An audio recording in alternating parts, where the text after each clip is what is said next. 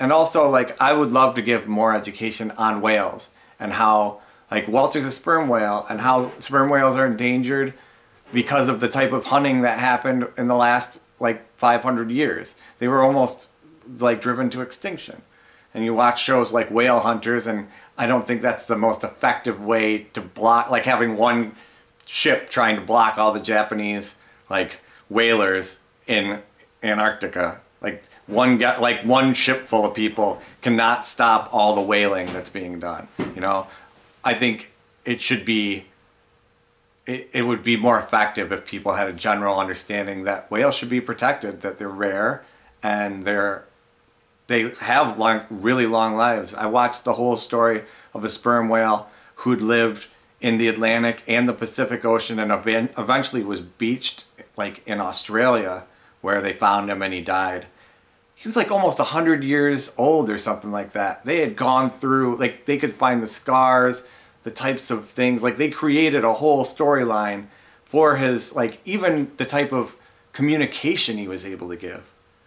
Like the language, the type of rhythms to his, the whale sounds he had. They knew he was from an Atlantic pod, but found him in the Pacific. And the only way he would have gotten there, in this storyline, as they told it on one of the nature shows that I watched, was that he went all the way down around South America, like, and went through this stretch of, like, I guess it's one of the loudest, like, areas. It's a very narrow, very loud area that he would have had to circumnavigate the continent that way. It was the only way he would have been able to get over there, unless he went all the way around the other way in the world. And the reason is because you can hear over thousands of miles, like several thousands of miles, you can hear pods of whales. Like, say, in America, you can hear the whales in Europe, like off of the UK.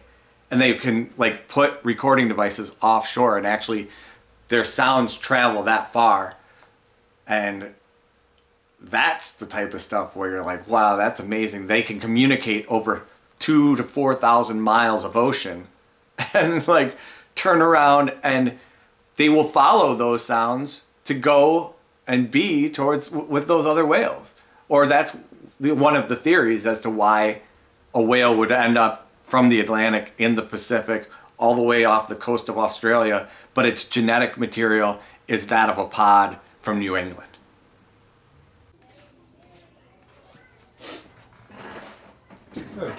Okay. So yeah, let me tell you about the movie. This movie came about, my best friend from back home, Edward Lodi. We started hanging out in the late 90s. I was 18, he was probably 20. And he was a guy that just was part of, you know, my social scene. And he's just like the one friend, like, after you move away, he's the one friend I kind of kept in touch with. Alright, so in the process of making this film, I have accumulated quite a few things that are related to Ed and his work. So I'm going to take you around the apartment and show you a few of those now. The first one we have is right here. This is a painting Rob Schellberg made for me. You'll see him in the film. He's the one who's doing the mural, which you'll see later. Another piece of his artwork, if you're familiar with the project at all, this was sort of a key image. This is also a pastel by Rob Schellberg. And this is a still that he painted from the original trailer. I had screenings of this film in Lansing, and Paul Bettany, he made this for me. It's a pointillism. It's Ed in the background. That's his creation, Walter the Whale. Really cool piece. Paul Bettany is also the one who did my tattoo. And this is actually Ed's original drawing of Walter. If you want to get closer in on that. But this was Ed's original drawing of Walter the Whale with wings. And so I got it tattooed on my left arm. This is another picture of Ed back here. This is a self-portrait that Ed took of himself, and his good friend Matt McDonald drew this portrait of him, and it's just very, very ominous. Just a beautiful, beautiful portrait. A crochet knitted by Anne and Louise Piquet. Anne was a good friend of Eddie's, and she made a few of these. She gave one of them to me, and it's just amazing how much time she put into making this and how just incredibly awesome it is. And probably the most important thing, this is Ed's book. He wrote this book. He did all the original concept art for it, and Melissa Frost, a good friend of mine, did all the final artwork, and this is her signed copy to me.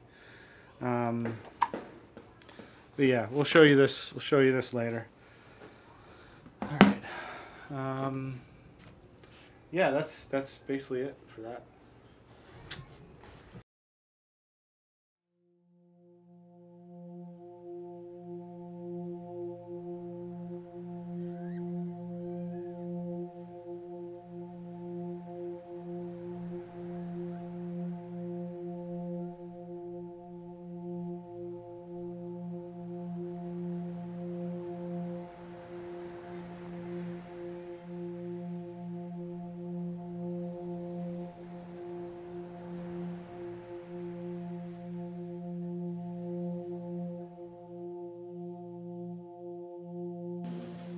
This is the story of Walter the Whale with Wings. And it was written by Edward Lodi.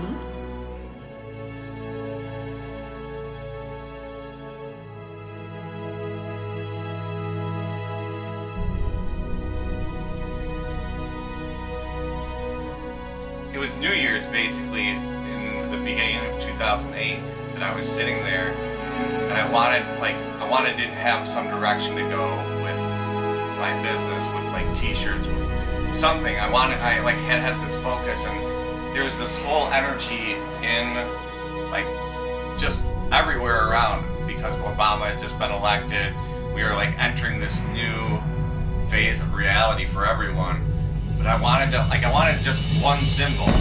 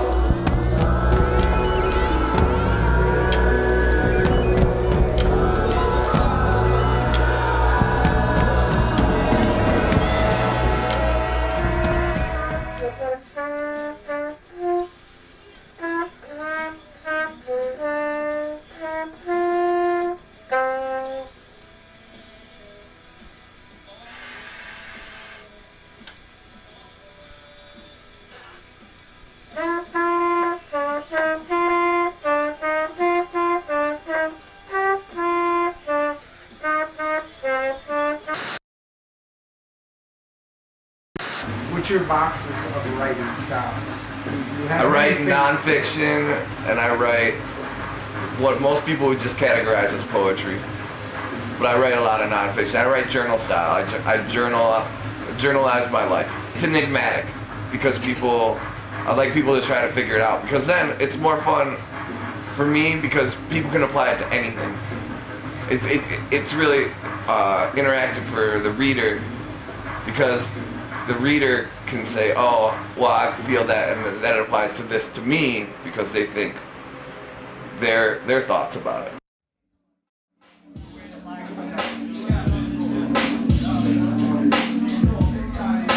Mass evacuation of realistic expectations, masking imagination with realistic expectations. Soundward motion is an explosion, backed up with quaking earth. Most pollution, deconstructing constitution, but from ruin there is birth.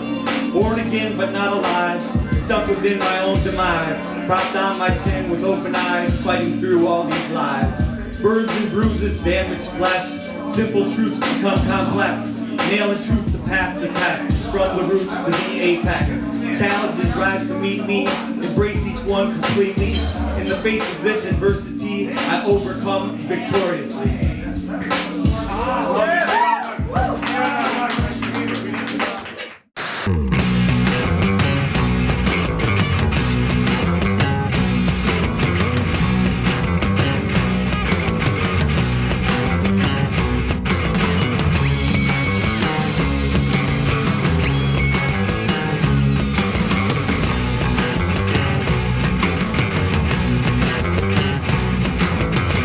I think if somebody hadn't done it, that there would have been this strange wormhole that opened.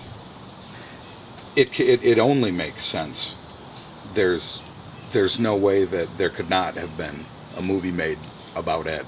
Eddie was always kind of like, he was always kind of a rebel. I don't know, you know, he was kind of, I just always remember Eddie with his hat with the bill like down to here almost, like, you know, covering his face, and the big pants, and just, I don't know, he was always, I always thought Eddie was kind of cool, I guess. I don't know, he always seemed pretty like, kind of hip. It's probably not hip to say hip.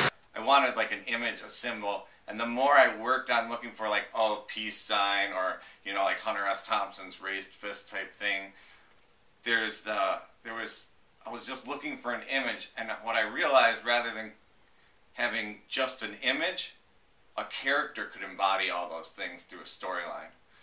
And so I said, well, what kind of character really has will invoke those types of things? Like, and Rob and I were bouncing back and forth, like wolves or ants, or like, you know, like just different little, you know, like maybe a circle of ants, because they work in like a community setting. And I finally came up with this whale, like, and he would have wings, and why would he have wings, and why would that be so wonderful? And this, just the image of a whale flying with wings. So I like immediately started writing stuff down and coming up, and I basically wrote the whole story on the 1st of January, like laying down here on the floor watching World Poker Tour or something. Just one Wednesday, Walter the whale wondered what it would be like to have wings. Walter was wandering through the waves when he happened upon a fish. This fish was in a bit of a fix. So Walter inquired to see if he could assist. The fish did insist, with a I mean, he puts a smile on your face. He's a flying whale. He had that deep presence, that deep voice when he'd speak to you, and he always impressed me with seeming older than he was. You know what I mean? Mm-hmm. Like, this kid knows something. Or he just seemed wise beyond his years. They go between that and electricity. I'm ready when you are. The latest chapter of life's rich pageant is coming to a close in the next several hours. The last few weeks have been a whirlwind of pandemonium and chaos, stretching the imagination of emotion, vastly and with curious discernment from moment to moment. The time has spanned segments of synaptic blasts, brightly with beauty and majesty, while also encompassing the depths of sadness. Untimely and regretfully, many miles have been traveled to acquire memories thoughtfully, and with each recorded significantly internally. It is still the remarkable secret trapped in a puzzle waiting to be discovered in the truth of a new day. The deaths, birthdays, graduations, and celebrations have moved in and out of heartfelt momentums, hugs through tears draped in quivering lipped gasps. The late night laughter of old friends and the weeping words have occurred to echo in the chasms of our mental abysses. The sharing of securities in the presence of the pleasant companions we have walked many journeys with, and the instances are gifts that we relish in. These are the experiences we distribute amongst those we love and cherish, the prominent caretakers of our allocated occasions, through inspections to detect necessity. Insights of open relevance, delicately surrendered explicitly, because it is the way we thrive and breathe in actuality. The summation of our life's significance is the winning wonderment of its briefness, sweetness, uniqueness, and ultimately, complete bliss. There are a few people I'm instantly comfortable with. So comfy that you could be in your fuzzy slippers and your old t-shirt and your hair's a mess and you haven't even brushed your teeth, but you want to talk some deep shit. I was instantly fuzzy slipper comfy with Eddie, and he was just as equally fuzzy slipper comfy with me, but he had to be. You know, if he was inviting you into his home, it's like, you gotta take it as it is, and whatever it is you're gonna see, and you gotta get over it. But the light was in his eyes. You know, the shell was just the shell. You know, he was present in the light that was right behind the lens, you know, of him. Crushing minds with elephant steps. Statements that displace the thought's instrument to invent meaning and intent. The entertainment of arrangements of words in perfect order, disorganizing the mental sequences, and piques the interest of the observers experiencing it. For breakfast paid with a special look and white ass shot they got a mayonnaise, dripped the white made with the cheese. I just wanted biscuits and gravy. What are you in for, man? He can talk to anybody, and he does talk to anybody. Like when I would see him at the bar before we started dating, he would just move from person to person to person and just be talking to, like, give them their time, you know. He would like actually talk to them and have a conversation with them and relate to them rather than just, oh hi, how are you, like the weather's nice, okay, next person, like hi, how are you. So he could have intimate conversations with so many different people and all on the same night, and he wanted to.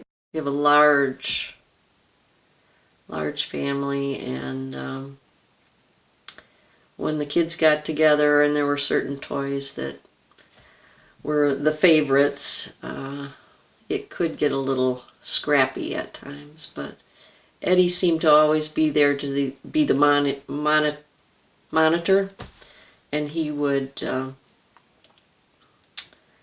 change the mood by saying, hey, here, you can have this toy, or the much like bigger picture of what you could do with a Walter. Like if a little kid grows up with a Walter stuffed animal and says, I like whales because of this, and more whales are saved and kept from being like killed for their meat and to eat them and stuff like that, like just because they had this toy in this story when they were little, that would be like one whale saved would be worth all of this story for me. So how did you first meet him? East Lansing, like everybody. Bumming around, up to no good. Too little adult supervision, too much cigarettes, too much booze, too much free time. Not getting in a whole lot of trouble because we didn't get caught. We were interesting kids. We weren't the worst kids you could be around, but we were by no means good.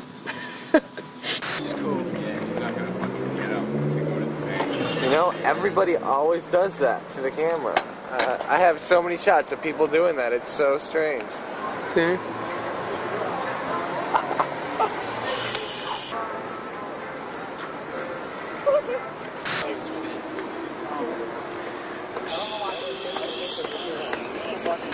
are in downtown East Lansing, remnants of what used to be Fountain Square. I mean, I guess there's still a fountain here, so it's still technically Fountain Square, but they have filled it in. It used to be what you'd see in malls in the 80s, little pits cut in the ground with stairs and railings and stuff. Had a chess table set up in the middle. We used to come out here and play euchre and not use it for chess, but this is where all the kids kind of hung out in East Lansing. This was the other half. This used to have a roundabout here. Drive that came through and people would park here. If you scored one of these parking spots, you were the bee's knees, because you were right in front of everywhere you needed to be. You could park here, you could see who was in Cafe B, you could see everybody hanging outside of Pinball Pete's, you could see who was in Fountain Square. So this was the prime real estate in the park. My memory is escaping me. Spartan Spirits is still going strong, which is kind of weird. Please no videotape. What did you do? What did you used to do at Cafe B? Smoke cigarettes, look cool, drink coffee.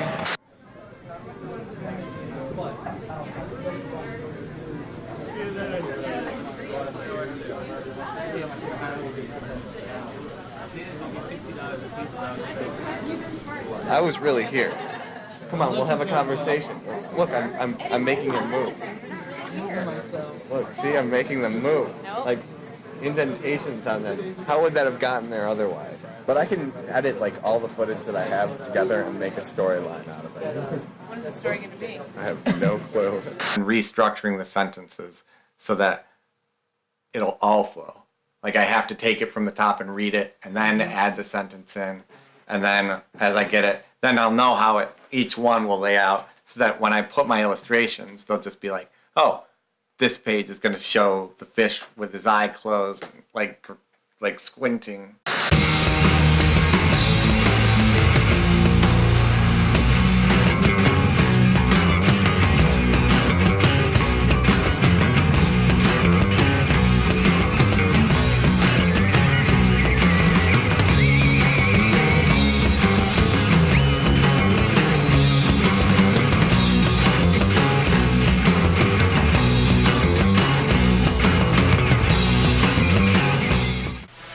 It's time for a new track. It's time for a new track. Let's see. What could I tell a story about? What could I possibly dream about in the time that I have to spit this single rhyme? Well, I'm just waiting for it to break in a little bit more. Cause it's gonna start rolling off my chin like another day. I could display another way. I'm getting off of this chest. I'm the best when it comes to rhymes. I try to find things in the time that I'm trying to get my fist in the rhythm. I'm trying to get everything that I can do, that I can be, that I see in this reality. But this existence I believe is I'm trying to get without this. I've got my dog out in the grass in the driveway. I've got my fucking feet on the ground and I'm kinda sweaty. And I'm just the guy named Eddie. I'm just somebody else that you know. I'm just trying to carry on with the flow. You know, he's always thinking in terms of you know, otherworldly accomplishment, and it's hard to toil day to day as a, you know, blue collar or white collar, but you have a job and you know that's what you do. That's what you do. You know, my 9 to 5 is how I get by, and it was always going to be him that got away with, you know, making that certain bang, and it's a lot to take. And so when I would read his work years ago, it never changed. It was always very verbose, very profound, and now that I've spent more time actually pouring through the imagery and the thought, it makes sense that there's going to be a documentary about him. All right. Well, I just stopped at a rest area in Nebraska, and seeing as though I'm bored, you might be bored too. So here you go. You get to see what it looks like in Nebraska.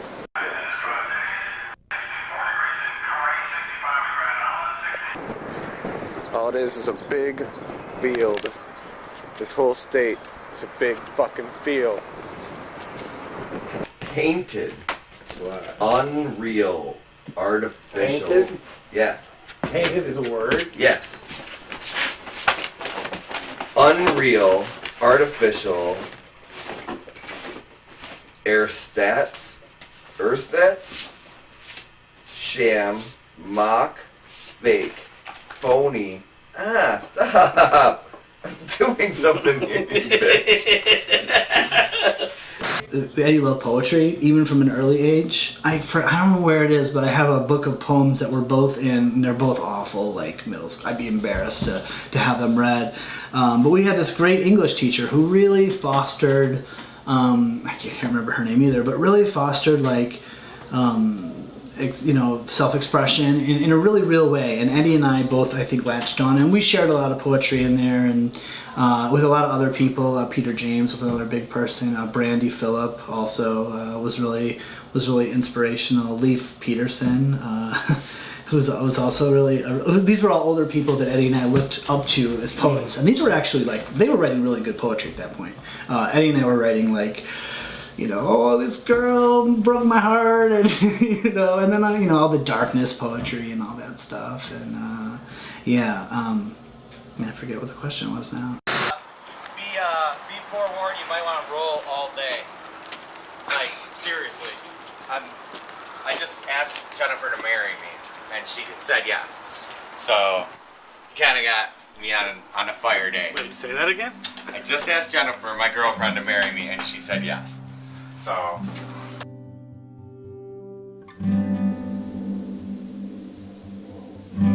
One, without two, you can be quite lonely.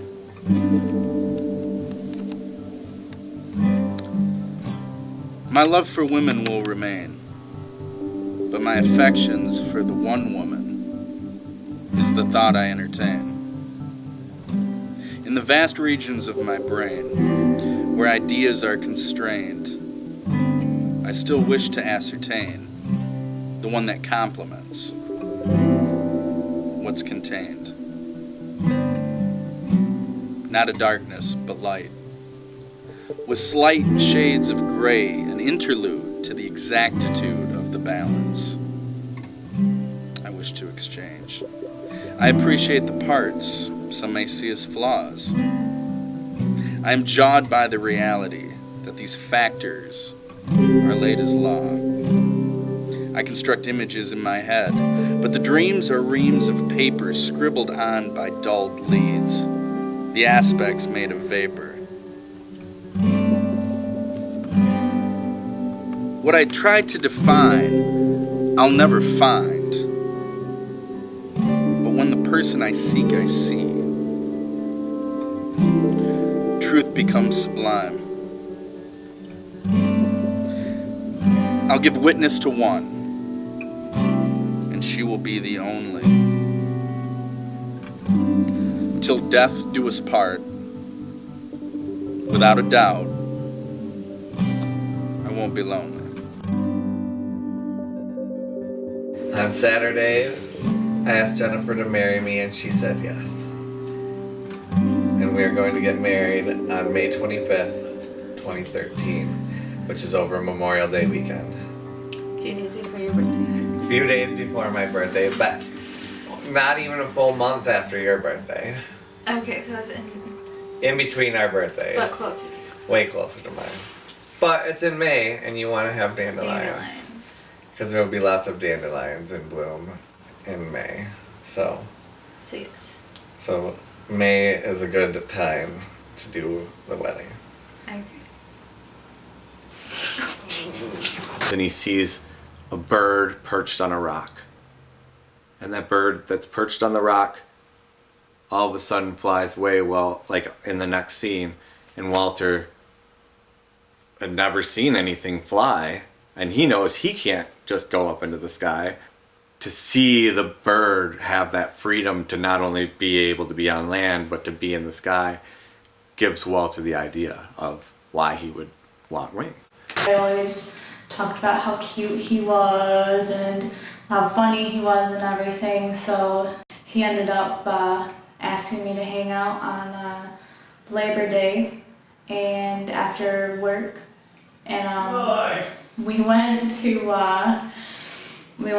Leroy's for our first date. So after that point, I think it was pretty much every day until he had a trip, like maybe 3 weeks or something. So every day for 3 weeks we saw each other, and just kind of kept going in that route. So I think I remember him telling me that he,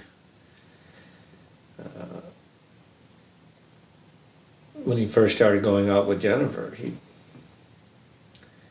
told her, I don't remember the exact words, but he said something to the effect that he was probably going to end up getting cancer and poop in a bag, and then she wouldn't want to see him anymore, and that'd be the end of it. And I think she told him, well, you start pooping in a bag, I'm out of here. How you doing, Jen? I'm okay. Do you want to talk about what we're going to do? Not really. No? Try not to be very talkative. I understand.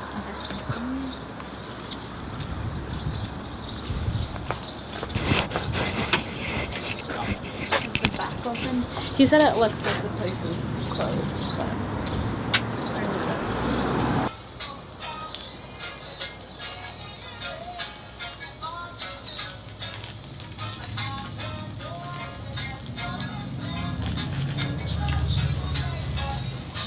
Okay, today is May 25th, 2013, and it is Saturday, and it was supposed to be the day that Eddie and I were supposed to get married. So I took the day off work and have been trying not to be depressed. I mowed my lawn, and now I'm getting a tattoo. It's a dandelion and a daisy. You're not depressed, right? It's a dandelion and a daisy. For our wedding, we were supposed to have dandelions because that's my favorite flower. Yes, it is a flower, it is not a weed. And daisies were the one that Eddie wanted, and so those are supposed to be the two flowers that we were going to have at our wedding. So that's why I picked to do that, just to kind of, I don't know, if I can't get married today, then I still want to kind of remember everything and just remember that we were supposed to do that, and that I definitely wish that that's what I was doing. So that's why I'm here getting a tattoo. It's kind of to remember what today was supposed to be, but not in a depressing way, I guess. And that's it. I thought about what I might say earlier, but then I started crying. So I don't want to go down that road. But yeah.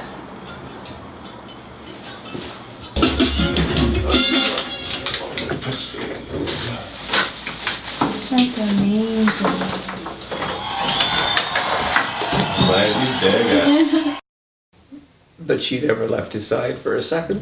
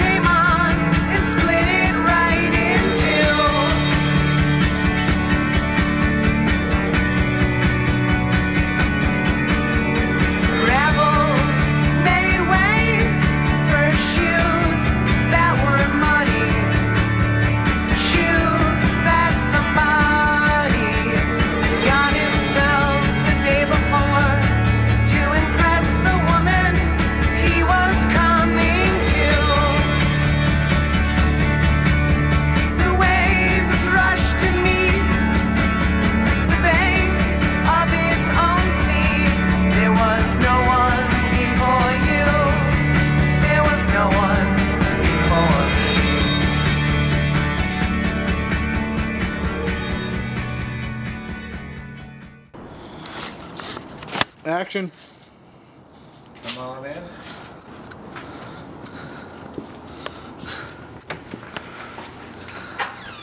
So this is the warehouse. This is where I do my screen printing. This is how I make my livelihood, or part of my livelihood.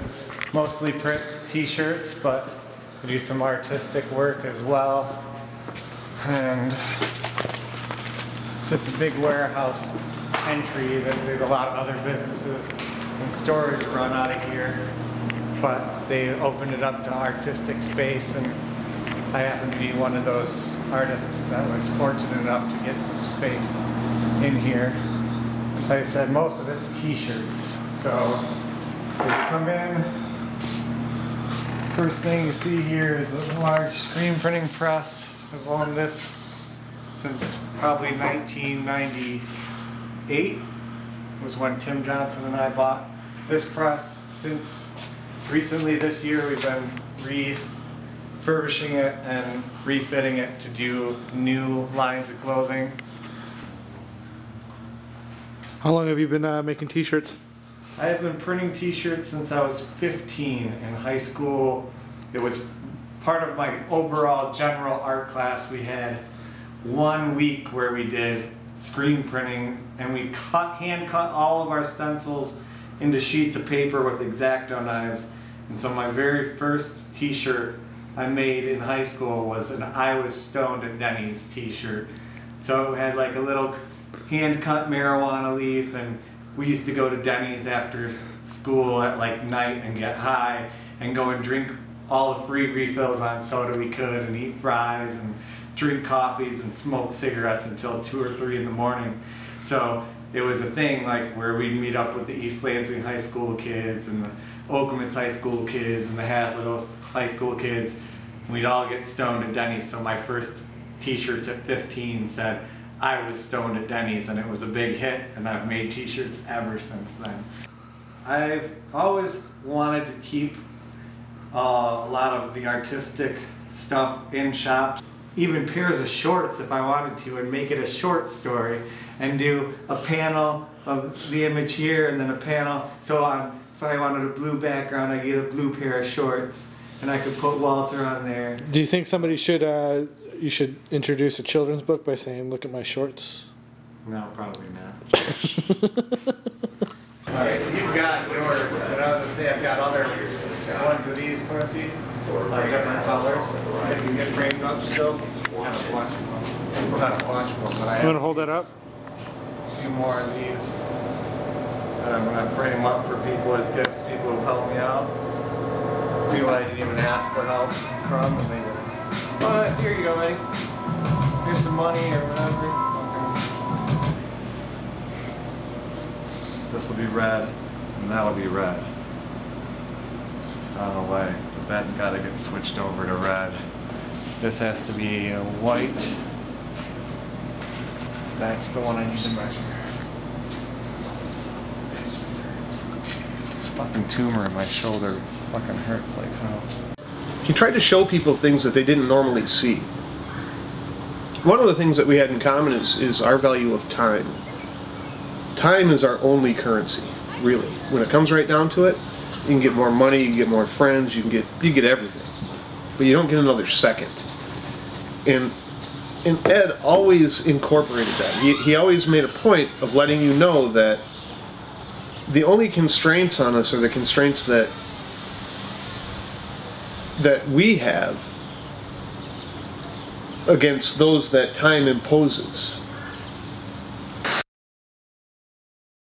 In 2012, when he was diagnosed, I made plans to move back to Michigan. I was living in New York. And when I got back to Michigan, I was hanging out with Eddie almost every day. He had been diagnosed with cancer January 30th, 2012. Later that year, I moved to Michigan, and I have a background in filmmaking and a degree in documentary filmmaking, so I was like, well, let's do something, you know. let's do something creative. He always had a ton of ideas, a ton of stuff he wanted to do. And one of the ideas that he had was a book called Walter the Whale with Wings, which is a children's book. And I said, well, let's do that. It's a way to, you know, feature your writing, and also sort of, you know, get the process of this book getting out there underway. And yeah, me and him, we started a project. We started filming just with an old Canon Rebel, and edited on an old laptop. We started the project. We started a Kickstarter to get it going, to get it off the ground. We met the Kickstarter goal after 45 days of shooting, and just he passed away 3 days after the Kickstarter went through. The day after the Kickstarter went through, his book was finished with the artwork, so we got to see his book. And yeah, and then on the 31st of January 2013, he passed away. Ready? He's on fire! It's on the towel! It's on the towel!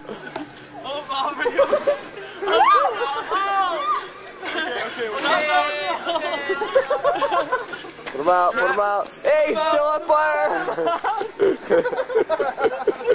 He's still on fire! There we go. Are you okay, boss? Still on fire?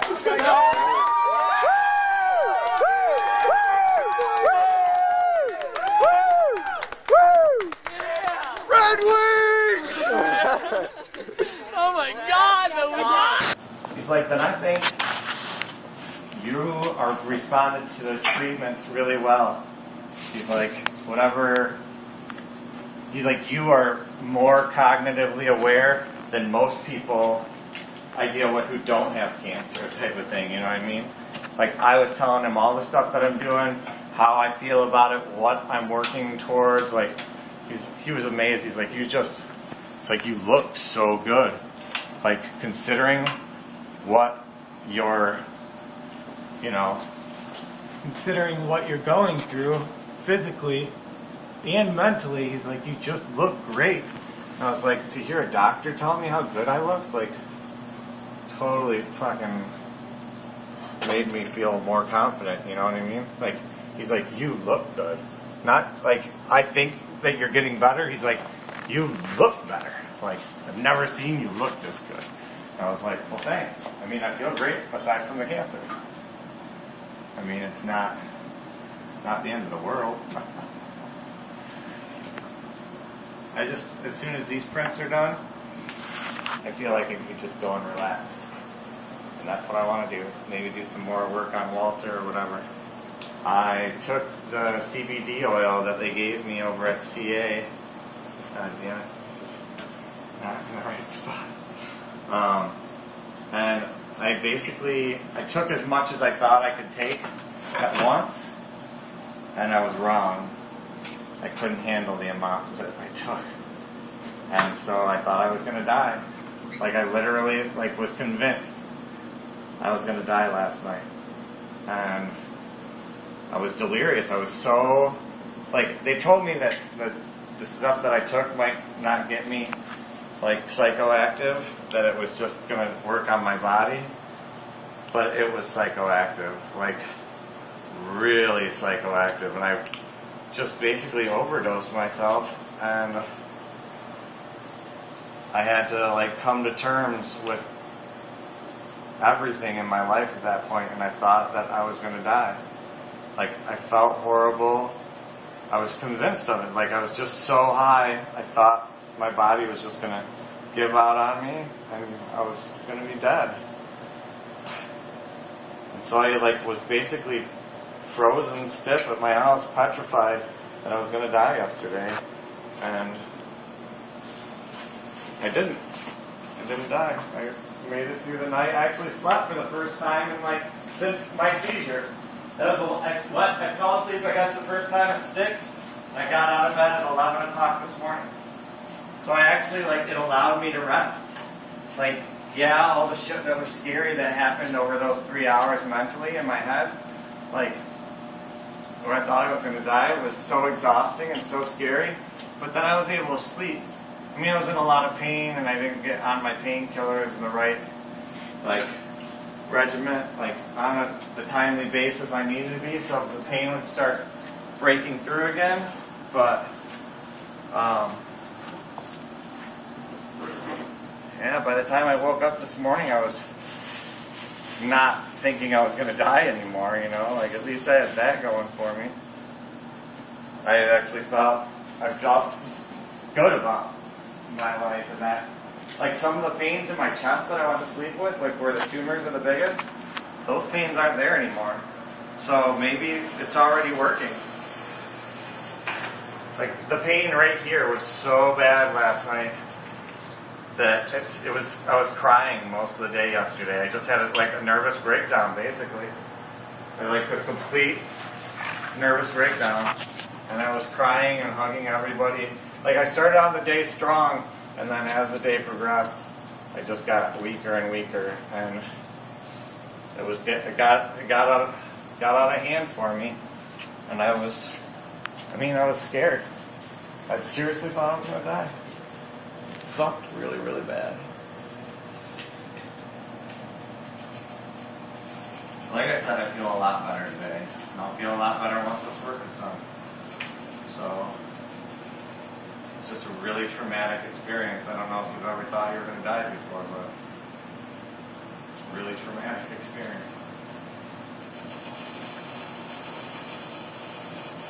He pitched all these ideas of wanting to start like an improv troupe, like things he wanted to see me do, like comedy-wise. He's like, because you're the guy I know that does comedy, you know, like better than anyone else.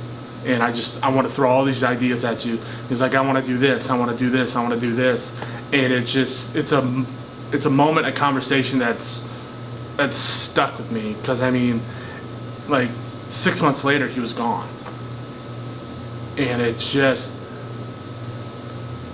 it floored me that, you know, especially after the fact, that he was that far along, and he had so much just desire to not see, just like not do things himself, but see other people just go. I mean, that was Eddie. That was Eddie. Work like this? Alright. What do I fear most? That's about that. What do I fear? Beer. What do I love? Beer. What makes me laugh? Beer. So, like, I mean, I'm getting a documentary made about me, and I'm advertising it, and I cry when I watch the trailer. Like, I tell everybody about it. Like, I'm actually important enough to get filmed. I have cancer. I poop in a bag. My name's Eddie Lodi. What was that? There's no ribbon color for my kind of cancer, so I'm gonna make it plaid. I think. Make it brown. Make it brown. Pat's blue ribbon. What do you think of NFL players with pink ribbons? I think it's kind of cheesy because it has nothing to do with actually fighting cancer. It'd be nice if they were actually like donating some of their salary, maybe driving people to their appointments, making their lives easier, making their house payments, something like that, rather than, oh, we're just gonna have all this money given away. Seems really, here. I'd like research being done. They're not even doing anything with me, and I've got such a rare case. They could be actually, lots of that money could go towards finding a cure to the kind of cancer I have, and yet I'm just slowly being put through the system. It's really stupid. There'll be hardcover ones and softcover ones, but inexpensive. It's not all about, it's about having fun with the story. It's not necessarily all about profits. It's not, Walter's not a huge corporate entity. Walter's a whale with wings. He's fun. And he should. I can't wait to have my Walter the Whale with Wings plush toy. I mean, I can't. I would love to have one that, like, I can cuddle up with in bed at night, you know, like my stuffed animal, like, because he's my character. Like, I think he has, like, that it just brings joy to like my imagination at this point to think that I could have this little really nice plush, soft plush toy that is like the smiling little whale with his little eyes and his little wings. And his wings, my mom actually bought some wire to put in there to try to make them stay up, but it didn't, we weren't happy with how it looked, so the wire's not there. But, and it's kind of fun. Toys are fun to knit. And you don't have to worry about them fitting anyone. You don't have to worry about the size. It would make it so much sadder how positive, you know, just positive. I don't even, when you read it, there's no reason in mimicking him. Why would you mimic him? It's not something that you do. I don't want to be Eddie Lodi, but boy, that piece is something. I remember sitting over the Facebook button. Man, I like that piece. Man, I like that piece. Reading it again.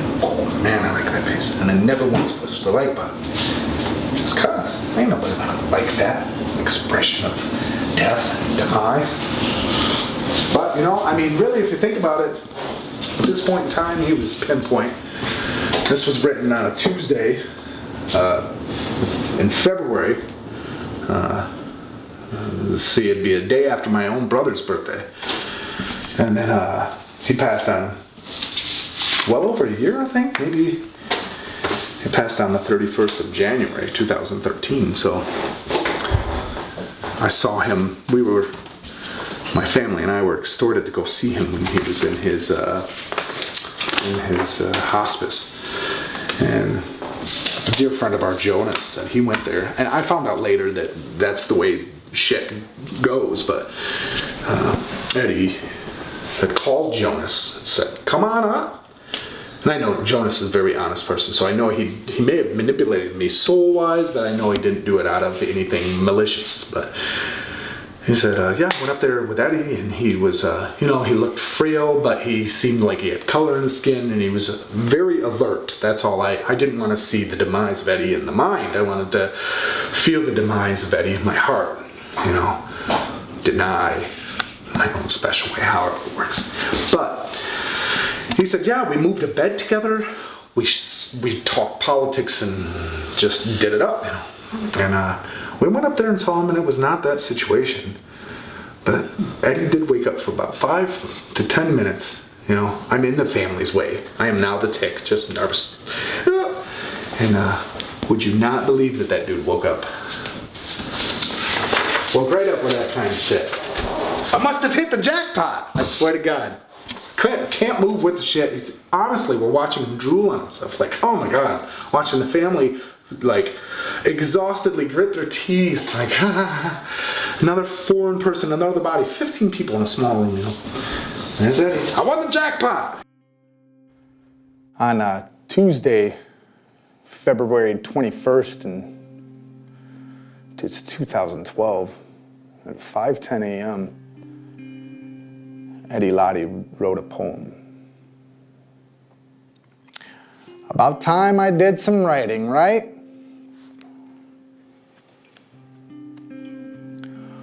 All the lights shift on the table.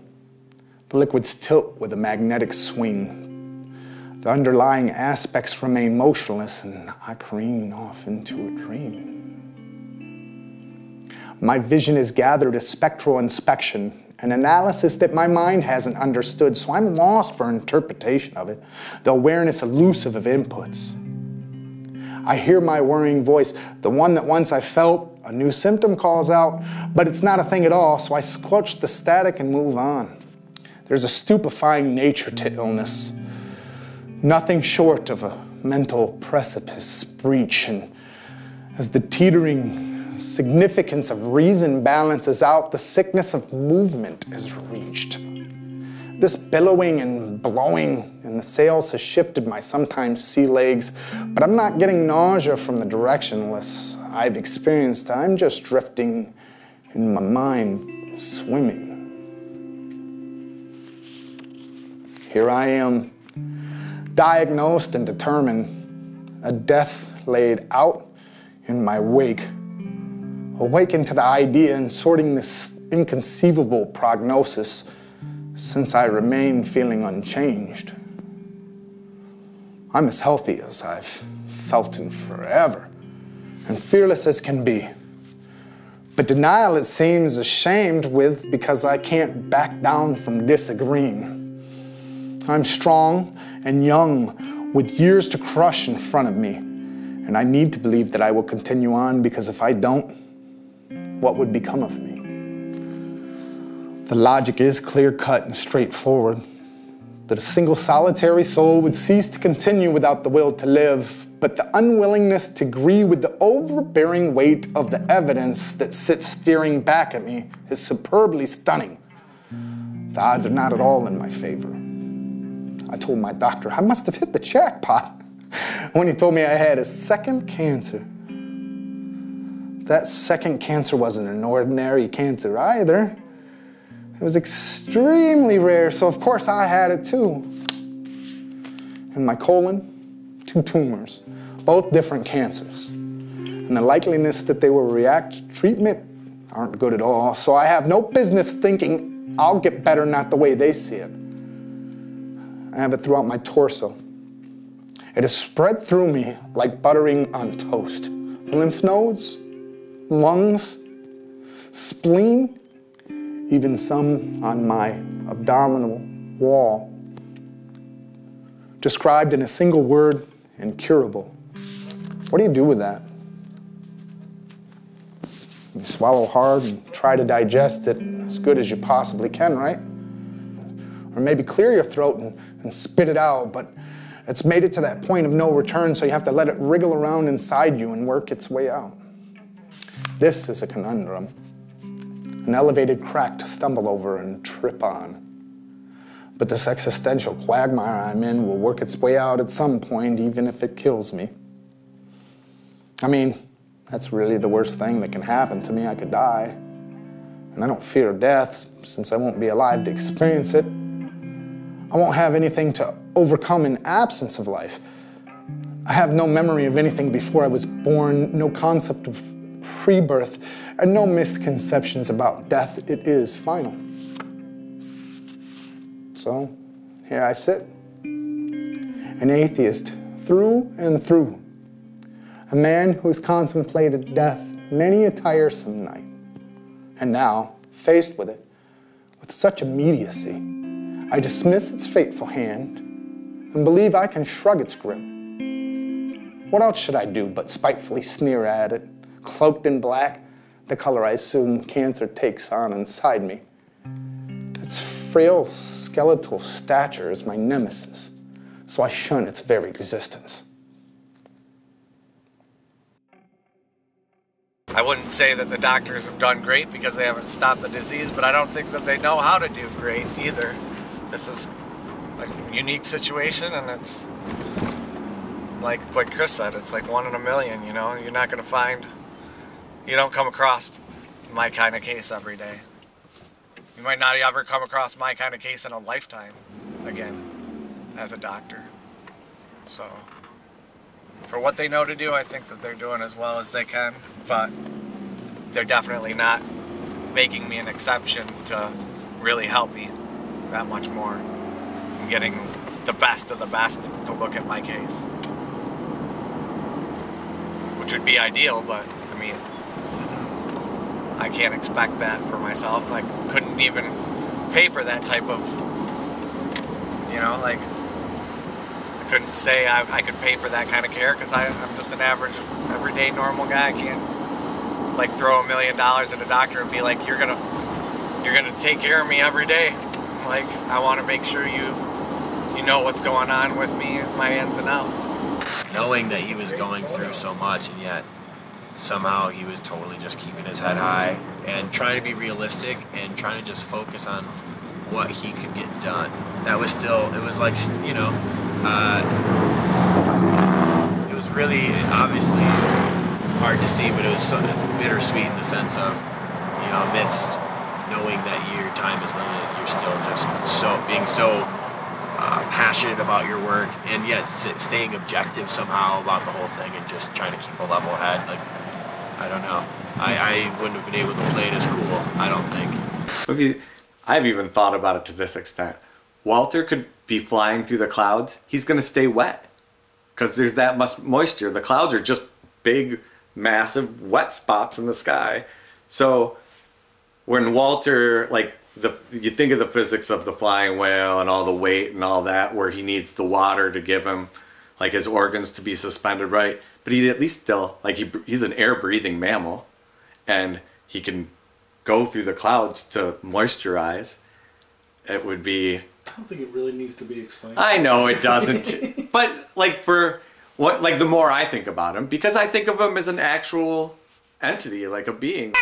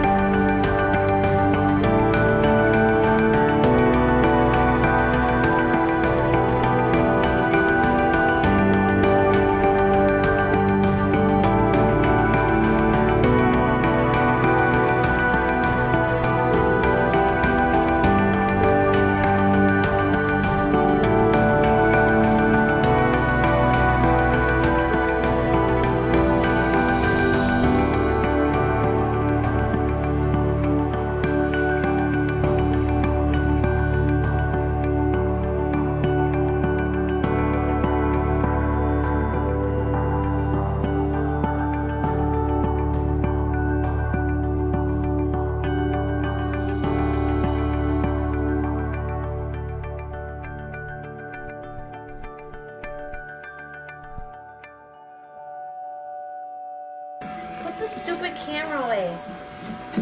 Me and my pumpkin seed. What? Take it off for a second and then put it back on. $138. Go heat it up on the stove. You're right. Hey, you're right. Could have been. No, I don't hit him like that. You clap him like that. Don't give me a such a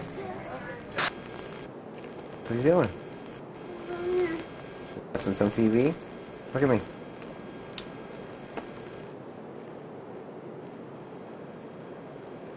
Oh, is it like tired? You're going to bed early tonight, aren't you?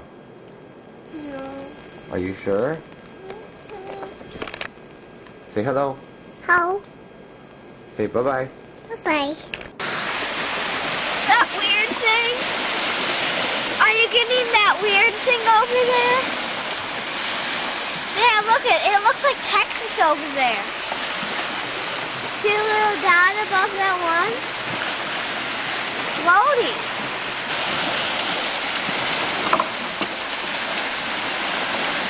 It is an optical illusion. What's there?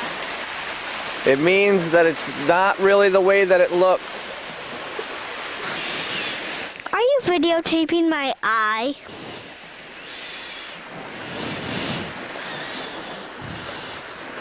Don't touch it.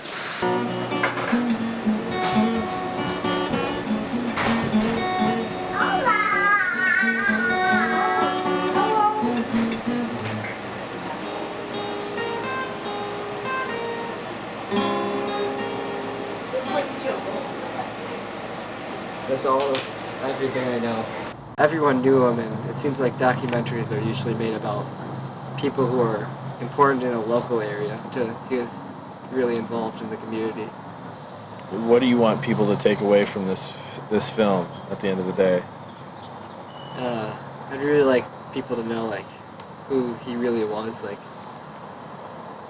the actual person behind the book, not just about the book, they'll know the book, but unless they see the documentary, they won't know who the person who wrote the book was, who he was. He wrote comedy poetry too.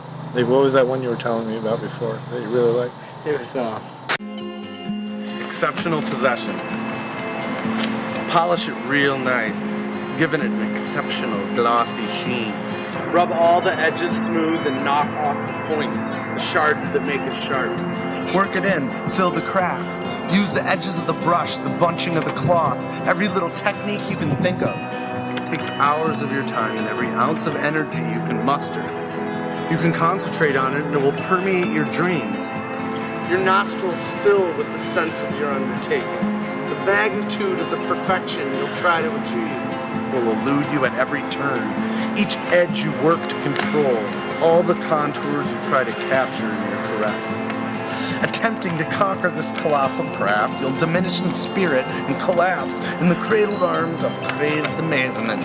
As your eyes inspect the infinitesimal aspects, you'll begin to careen into a chasm of this remarkable and marking doggedly tale. You won't give up though. You won't give in. Your desire is a destiny. You'll fail to succeed. The end cannot begin. In your hand you'll hold your precious pearl, your gleaming prize, your delightful possession of obsession. The scrutiny you'll have beaten back will stare you in the eyes, undisguised, peering back at you with the inescapable honesty you've worked so hard to squelch.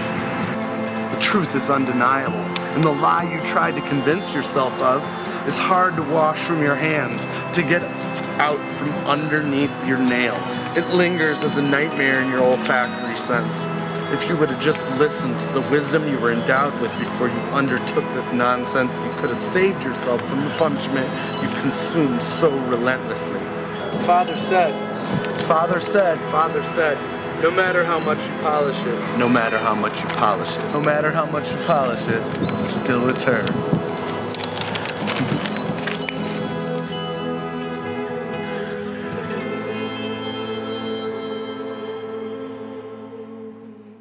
The film I wanted to make was about him creating the book and battling cancer and beating it, and happy ending.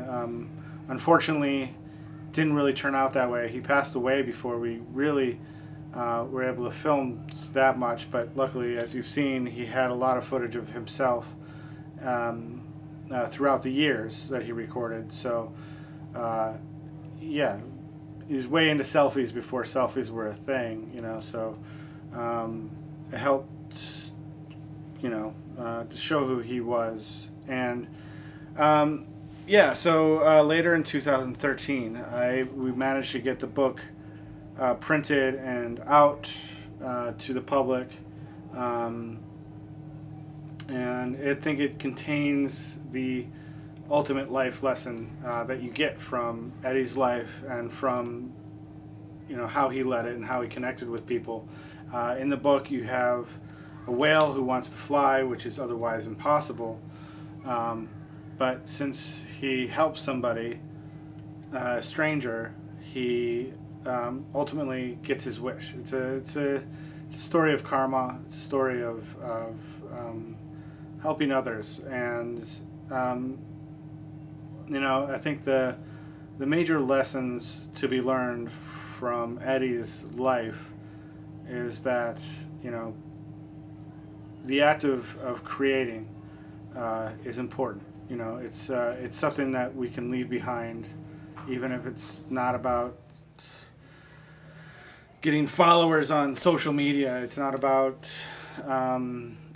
fame. It's about connecting with people and showing your independent consciousness, you know, and how you're processing the world around you and sharing that with other people, so they in turn can take in what you've learned and further process the world around them. I think Eddie's writing was very personal, but it was also very vague, so that, you know, so other people could connect with it. And I think that's the ultimate lesson here: is just to go out there and create with the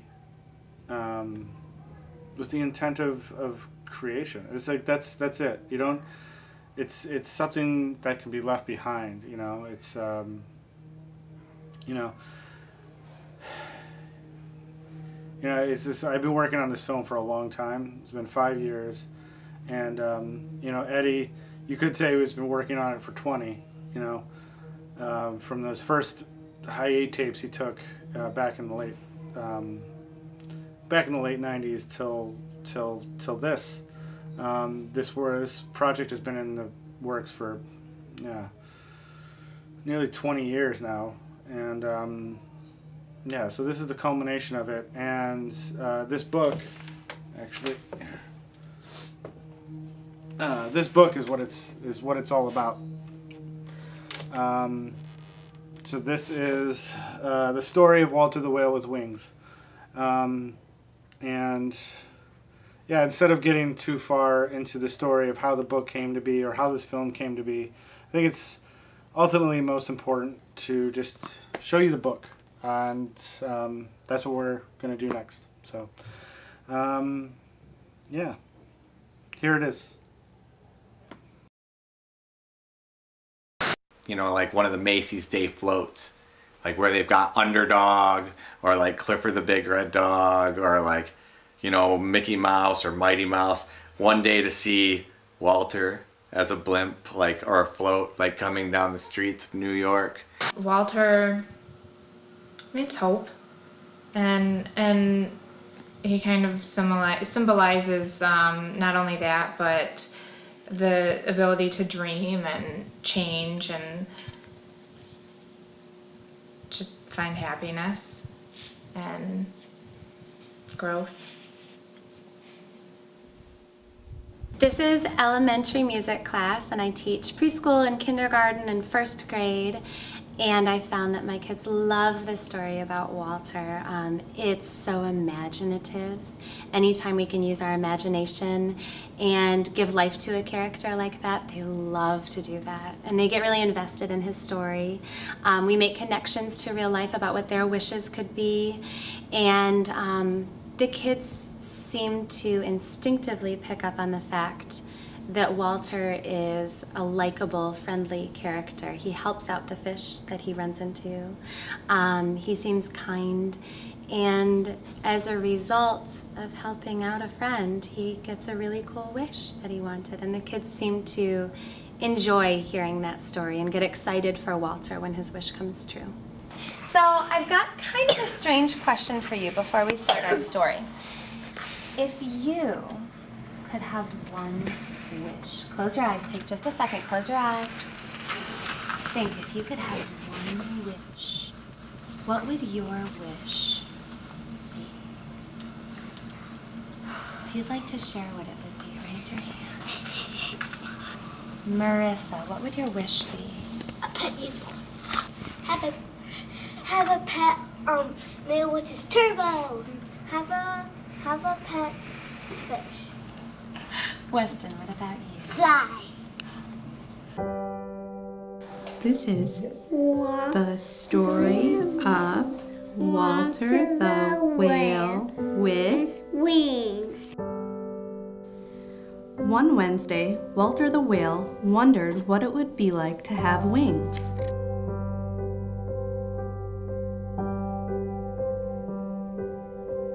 Walter wandered wavering in the water a while when he came upon a fish. This fish was in a bit of a fix, so Walter inquired to see if he could assist.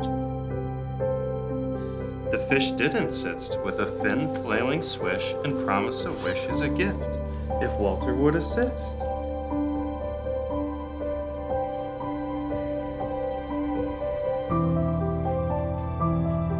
Walter was astonished that a fish could grant a wish, so after freeing the fish from its fix, he asked how the fish could do this. The fish was no ordinary fish. This fish was a wizard fish.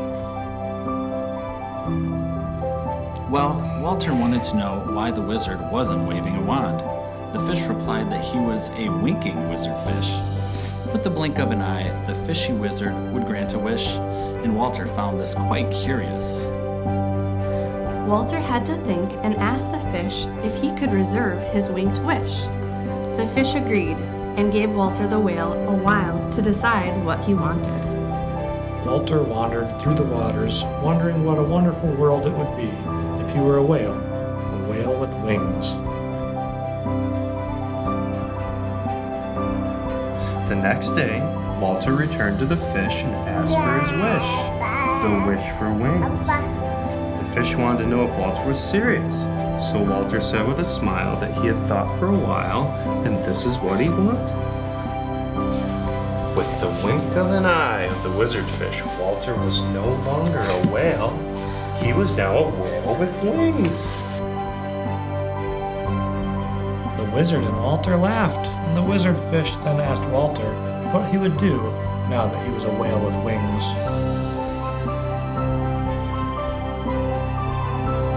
Walter looked up and replied, with the wink of his eye, that it was time to fly.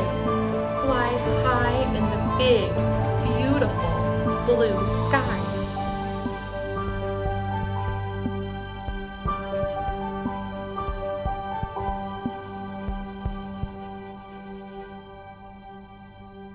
Would anybody like to tell me what their favorite part of the book was? When he helped the fish. When he flied with the bird. He got his wings. When he helped the little fish. When he flew with the seagull. He think for the wish for a while. Then he told the fish what he wanted, and the fish asked if he was serious, and he was. That was a very good part. Thanks for pointing that out. I like that part a lot too. He wanted a symbol that grabbed everyone, a symbol that represented him, a symbol that talked to people, which I think is the most incredible thing that he found it, and it's the whale. It's the whale. What's this little light for? What little light? This little red light I see. The little red light that you see? I see it inside the camera. That it's recording?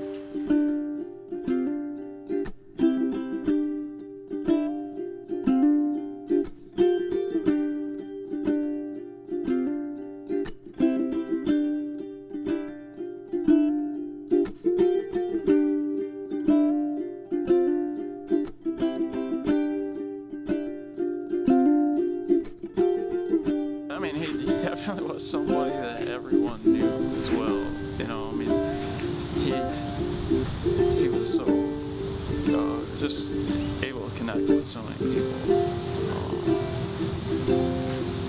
I had a lot of close friends. And a lot of people just, So man, I said, man, I miss him. You know, Eddie was a stand-up guy. I could call him on any given day, any given time, and say, I need your help. My daughter's moving in. He helped me move a mattress. And he helped me move. I mean, he bring his truck in. Even after he was sick and he had the colostomy, I was trying to rack my brain to see what a reminder of a friend and a lover. And I don't know. Not just that, but I like what Walter symbolizes. The ability to do anything that you want to do. And I think that was Eddie, and that's kind of how I feel about life. We didn't hang out all that much, but when we did hang out, like, I mean, it was like we were like the closest of friends, and he really meant a whole lot to me. And like I was like, if anybody can beat this, it's him, because he was so freaking enthusiastic. He was always creating, and he was always trying to get people to participate and to do things. I mean, from his screen printing to his writing to just being supportive of the local art scene. Plus, he was just a really special person, and he touched so many people. The way this town kind of came together around him really warms my heart. I mean, my little, who's never met him, has the articles from the Lansing State Journal clipped out and hung on her wall.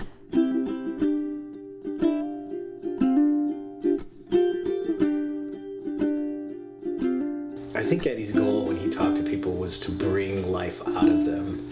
He could find the most lame person on the planet and find something that they were interested in and like get them to express that light. I challenge anybody out there that hates their day job, that wants to try to do something more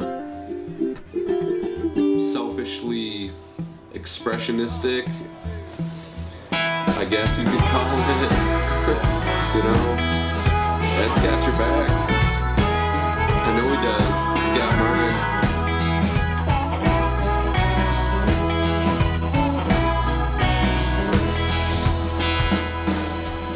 I was born to walk this railroad track. I was born to be, but not coming back. I was born to live and born to die. I was born to fly home by.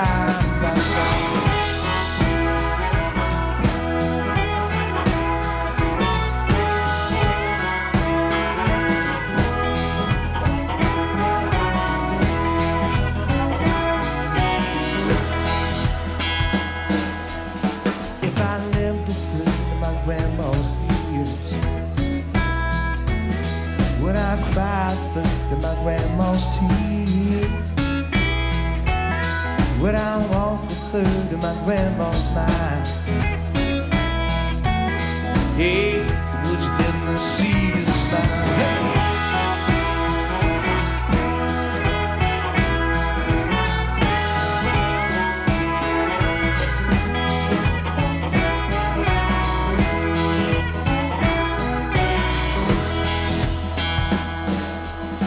When that sweet North wind come along through, yeah, it might blow me a home to you. Do you wanna love me strong and true? Indeed I do, indeed I do.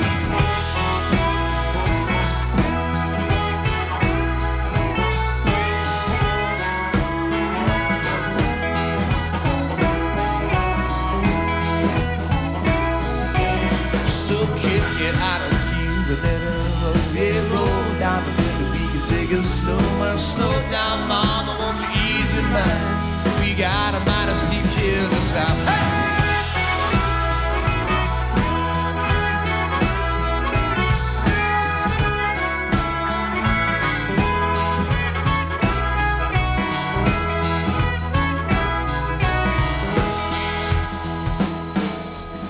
I was born to walk this railroad track. I was born to leave but not coming back. I was born to live and born to die. I was born to fly home by.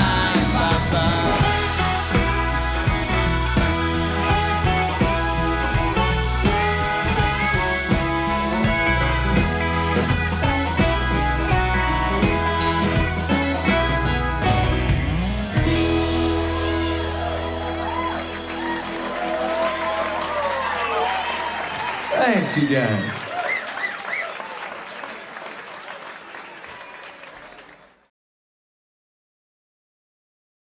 I think I finally have a version of it that I like. So hopefully you will like it too. Yeah, Walter, you can do it. Yeah, come on. But it won't be my voice doing it. That's the important part. I basically had to write the song and then change it into a waltz, because that's what I think of when I think of sea shanties. So hopefully it'll just sound like the Pogues with a better singer. We did not get a chance to talk much about it, because by the time we were getting around to talking about it, he was already in hospice, and I didn't really want to take time away from his family to talk about the song. Wow. Which I probably should have done, but like I said, I felt bad about being there and taking time away from him and his family, but he had talked to me about doing it before then, and we just never got around to sitting down with a guitar and working it all out, which is too bad. But you know, hopefully where he's at, he's gonna hear it and like it. So that's what I'm hoping for.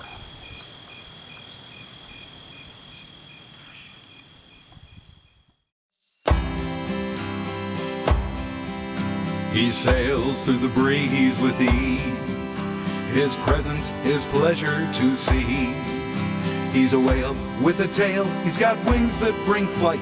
His color shows pale against the shining moonlight, 'cause Walter has wings and he's a whale. Walter has wings and he's a whale. From the deep ocean depth to the wide blue horizon, whenever you see him you always start smiling. Walter has wings and he's a whale. Walter has wings and he's a whale. Soars through the sky with a wink and a grin, passes on by flapping wings and two fins, 'cause Walter has wings and he's a whale. Oh, Walter has wings and he's a whale. Oh, Walter, come swim with me. Call the fish in the sea his happy family. Oh, Walter, come up to the air. Sing the birds who are flying way up there. Oh, Walter has wings, he's a whale. Walter has wings and he's a whale. Yes, Walter's wings never fail.